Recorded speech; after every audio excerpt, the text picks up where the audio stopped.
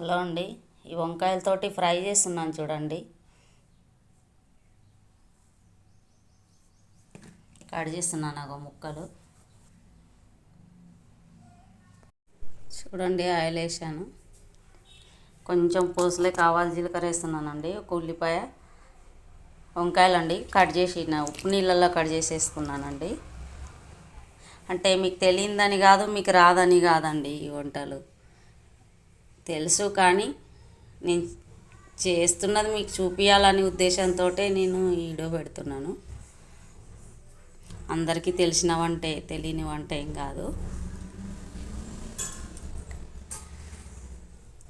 అయినా ఒక్కోరు ఒక్కోలాగా చేసుకుంటుంటారు కదండి. అందుకోసం నేను చేసుకునేటివి కూడా కొన్ని మీకు చూపించాలని, నా సంతృప్తి కోసం మీకు పెడుతున్నాను.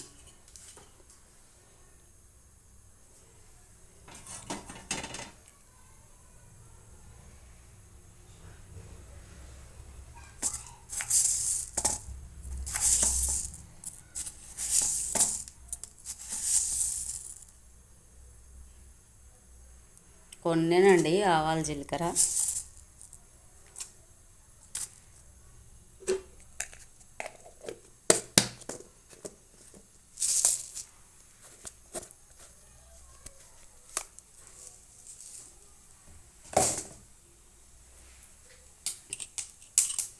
అవి చిటపట ఆడుతున్నాయి చూడండి. ఇవి చిల్లి అంతా గోడల మీద పడి ఎలా అవుతుందో చూడండి.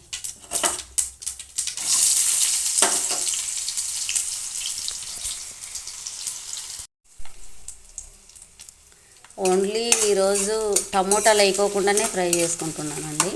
ఒక్కోసారి టమోటాలు కూడా వేసి వేసుకుంటాను. ఇప్పుడైతే ప్రస్తుతానికి టమోటాలు వేయకుండా వేస్తున్నాను. ఒక్కోసారి ఒక్కోలాగా.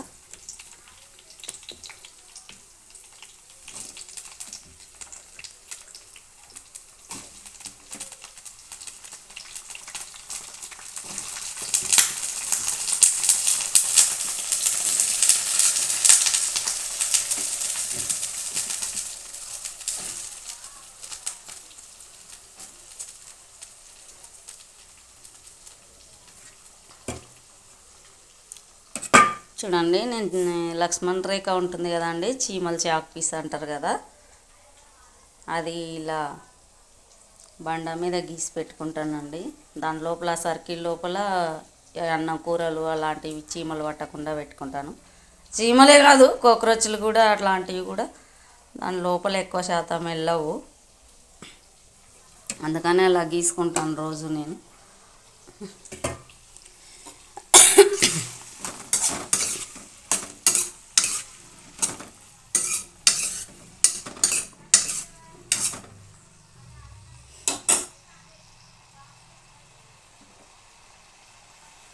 సిమ్లో పెట్టుకొని మూత పెట్టి మగ్గించుకుందామండి.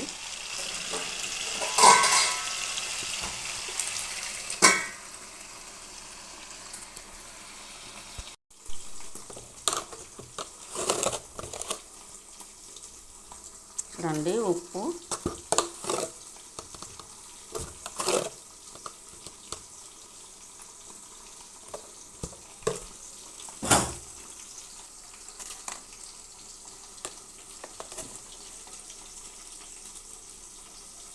కారం అండి, కొంచెం కారంగా ఉండాలని కారం,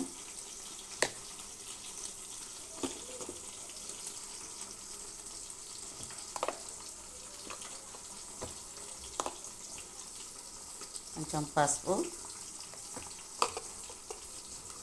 ఒక స్పూన్ ధనియాల పొడి, కొంచెం గరం మసాలా అండి. ఈ 2 రూపీస్లోనే నిన్న కొంచెం మటన్లో వేసాను, ఇంకా ఆపేసాను. నిన్న ఆప్లో కూడా ఆపేసాను, ఇంకా ఆపు ఉందండి. ఎక్కువ ఏమొద్దండి, మసాలాలు తినకూడదు కదా, కొంచెం వేసుకోవాలి లైట్గా.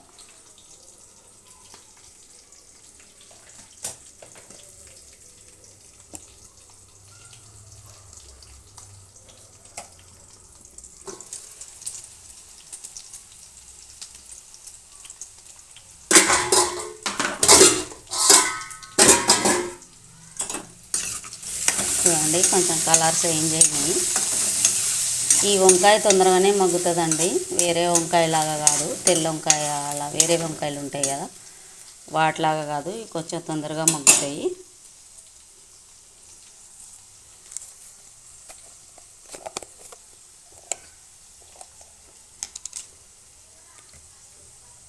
ఒక స్పూన్ అల్లం పేస్ట్ వేస్తున్నానండి, అల్లం వెల్లి పేస్ట్.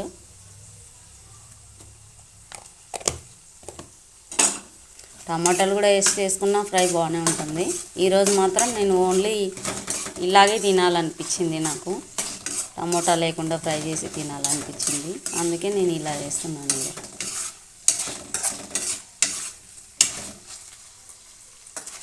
ఇలా కూడా బాగానే ఉంటుందండి. కొద్దిసేపు మగ్గనిచ్చుకుందామండి. అల్లం వెల్లి పేస్ట్ వేసాం కదా, ఆ స్మెల్ పోతుంది, మంచిగా ముక్కలకి పట్టుకుంటుంది ఆ స్మెల్. టేస్ట్ కూడా బాగుంటుంది అప్పుడు. చూడండి ఇట్లా గరిటెలు ప్లేట్లో పెట్టుకున్నాం అనుకోండి, అక్కడిక్కడ గ్యాస్ మీద అక్కడిక్కడ పెట్టకుండా, అప్పుడు గ్యాస్ తొందరగా డస్ట్ లాగా ఇట్లా గలీజ్ కాదండి, బాగుంటుంది, నీట్గా అవుతుంది. చేస్తేనే స్టవ్ అంతా గలీజ్గా అవుతుంటుంది కదండి, ఆయిల్ అవి ఇవి పడి. మళ్ళీ మనం ఏమన్నా గరిటెలో అట్లా గ్యాస్ మీద పెట్టామనుకోండి, మళ్ళీ గ్యాస్ తొందరగా గలీజ్ అవుతుంది, రోజు ఎక్కువ తుడవాల్సి వస్తుంది, అంత ఆయిల్ చూపుతుంది. అందుకని ఇలా ఒక ప్లేట్ పెట్టుకున్నాం అనుకోండి, చాలా బాగుంటుంది. తొందరగా ఇది కాదు, మంచిగా ఉంటుంది. తొందరగా ఏమంటారండి, అంత డస్ట్ లాగా ఇలాంటిలా కాకుండా ఉంటుంది. చూడండి ఆయిల్, ఈ వంకాయలో అల్లం వెల్లి పేస్ట్ వేసి కొంచెం మగ్గనిచ్చామనుకోండి, ఆ ఫ్లేవరు మంచిగా పెట్టుకుంటుంది, పచ్చి స్మెల్ రాకుండా టేస్ట్ కూడా బాగుంటుందండి. అందుకే ఎక్కువ శాతం నేను ఏ కూరలో అయినా ఫస్ట్ అల్లం వెల్లిపాయ వేసిన తర్వాత కొంచెం మగ్గిన తర్వాత మిగతా వేసుకుంటా. ఇప్పుడు ఈ ఉప్పు కారం అన్నీ వేసుకుని, చాలా సింపుల్ అండి, ఇదేం పెద్ద కష్టం ఏం కాదు, ఎవరైనా చేసుకోవచ్చు. చూసారా, ఇది మగ్గితే అయిపోతుందండి, పెద్ద కష్టం ఏం కాదు. కానీ ఇవి వేసినప్పుడు బాగా కలుపుకోవాలండి, లేకపోతే ఉప్పు అంతా ఒక దగ్గర అయిందనుకోండి, ఉప్పు కష్టం అయిపోతుంది. బాగా అన్ని మసాలాలు అంతా ఫ్లేవర్ అంతా ముక్కలకు పట్టేలాగా కలుపుకోవాలి, అప్పుడు అంతా ఈక్వల్గా అయిపోతుంది కదా, మంచిగా ఉంటుంది.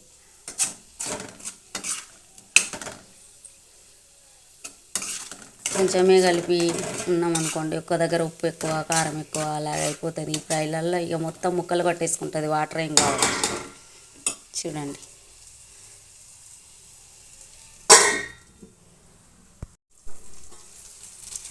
మధ్య మధ్యలో కొంచెం కలుపుకోవాలండి, మాడిపోతుంది, అడుగంటుతుంది, లేకపోతే ఇలా అతుక్కుంటుంది కింద.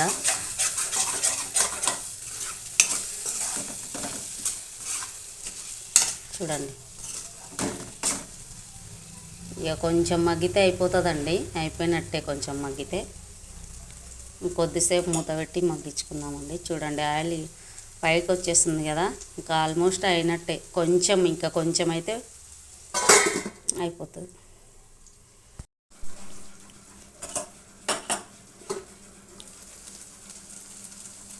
చూడండి అయిపోయింది, ఆయిల్ అంతా వచ్చేసింది. చూడండి అప్పుడు కలిపేటప్పుడు వేసినప్పుడు ఆయిల్ కనిపించలేదు కదా, ఇప్పుడు చూడండి.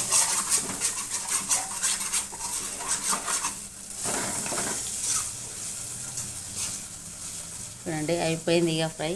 చూడండి ఎంత కలర్ఫుల్గా ఉందో, టేస్టీగా కూడా చాలా బాగుంటుందండి. నచ్చితే మీరు కూడా చేసుకోండి. థ్యాంక్స్ ఫర్ వాచింగ్ అండి.